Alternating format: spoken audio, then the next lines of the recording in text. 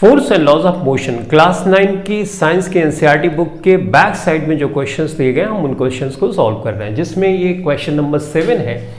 A 8000 kg engine pulls a train of 5 wagons, each of 2000 kg along a horizontal track.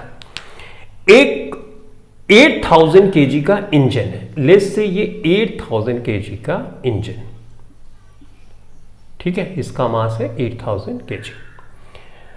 इससे 5 wagons लगे हुए हैं, तो ये लेट्स से ये 1 हुआ, ये 2 हुआ, ये 3, ये 4 और ये 5, ठीक है। हर एक वैगन का जो मास है वो 2000 kg है, तो यहां पे लिख देता हूं 2000 kg, ठीक है। इसका भी वही मास है, इसका भी 2000 kg, इसका भी 2000, इसका भी 2000 kg। इसका पहिया वैया बना देते थोड़ा समझने के लिए, तो इस तरह से ये बना दिया, राइट। बच्चों ये हॉरिजॉन्टल ट्रैक पे ये ट्रेन चल रही, तो ये ले से हॉरिजॉन्टल ट्रैक है, ठीक है। तो ये हुआ हॉरिजॉन्टल ट्रैक, इस पे ट्रेन चल रही, डन।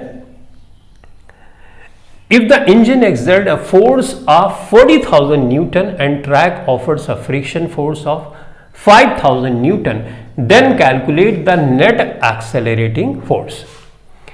जो इंजन है 40,000 का फोर्स एक्सर्ट करता है, तो ट्रेन इधर चल रही है, तो ऑब्वियसली इसकी डायरेक्शन ये होगी। फ्रिक्शन की फोर्स मोशन के हमेशा अपोजिट डायरेक्शन में लगती है। ट्रेन इधर जा रही है तो फ्रिक्शन इधर लगेगा।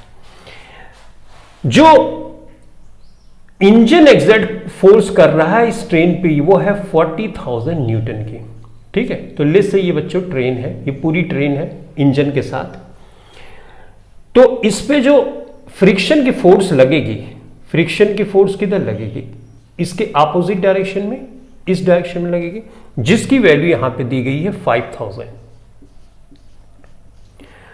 40,000 की फोर्स इधर लग रही है, 5000 की फोर्स अपोजिट डायरेक्शन में लग रही है, तो नेट फोर्स अगर हमें निकालना है तो 40,000 से 5000 माइनस कर देंगे तो नेट फोर्स आ जाएगी, correct.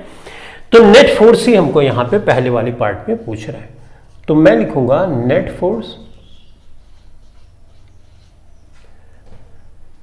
Is equal to 40,000 minus 5000, तो ये बच्चों आ जाएगा 35,000 न्यूटन। तो पहले वाले का तो आंसर हो गया। तो नेट फोर्स इस ट्रेन पे लग रहा है 35,000 न्यूटन का। दूसरे पार्ट में है कि the acceleration of the train, train का एक्सेलरेशन क्या है ये हमको फाइंड करना है।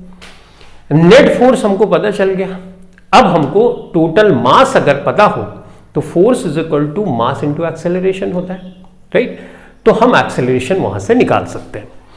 तो बच्चों ये ट्रेन है, ट्रेन का टोटल मास कितना होगा, 8000 ये है, 2000 ये है, तो ये 10,000 हो जाएगा और 8 यानी 18,000। 18,000 लेस से ये ट्रेन है, तो 18,000 kg का ये मास हो जाएगा इसका, राइट। तो हम जानते हैं कि ma बराबर f होता है, उल्टा मैंने लिख रहा हूं, ma बराबर f या f is equal to ma, right, हो तो सेम चीज हुई। तो a बराबर बच्चों होता है f अपॉन m होता है। नेट फोर्स हमको यहां पे 35,000 आ रही है, तो ये हमने रख दिया। मास देखो, मास पूरी ट्रेन का 18,000 है, राइट, ये। तो एक्सेलरेशन हम यहां से निकाल सकते हैं, ट्रेन का टोटल मास हम किसका ले रहे हैं, ट्रेन का, तो एक्सेलरेशन किसका निकलेगा, ट्रेन का, राइट।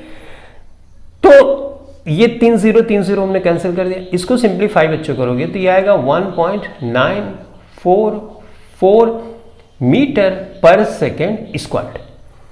मीटर पर सेकेंड स्क्वायर एक्सेलरेशन की यूनिट है, तो एक्सेलरेशन ट्रेन में कितना हो रहा है वो है 1.944 मीटर पर सेकेंड स्क्वायर का।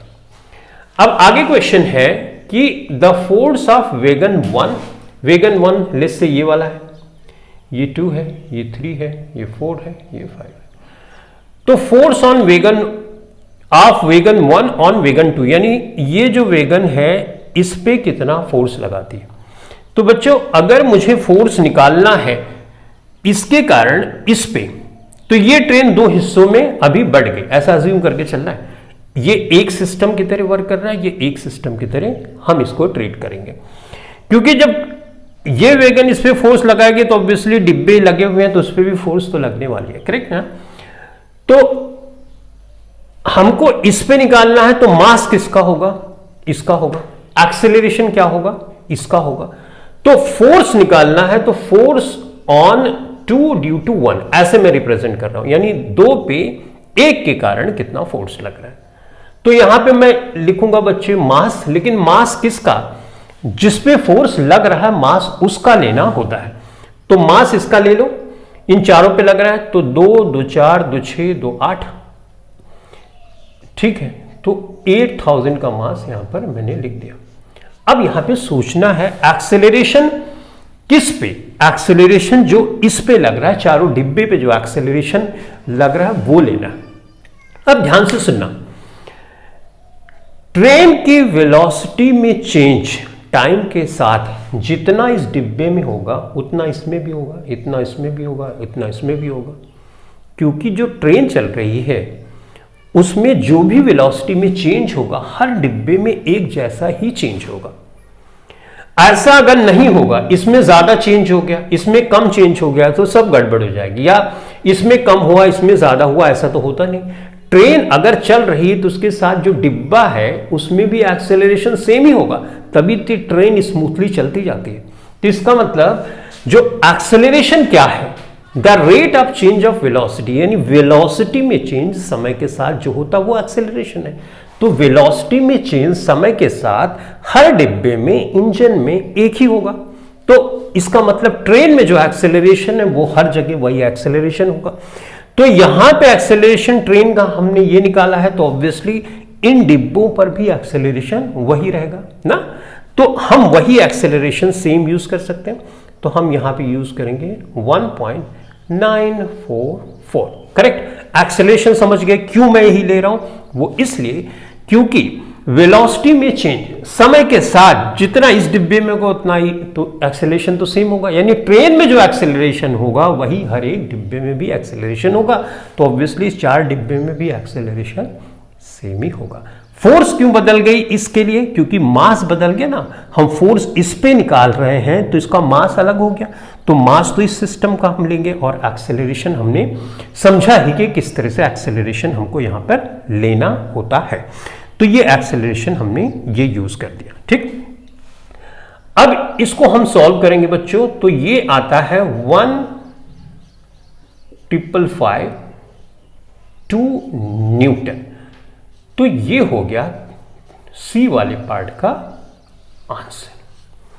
आई होप इस क्वेश्चन को तुम बहुत अच्छे से समझ पाए होंगे। अब हम सॉल्व करेंगे नेक्स्ट क्वेश्चन।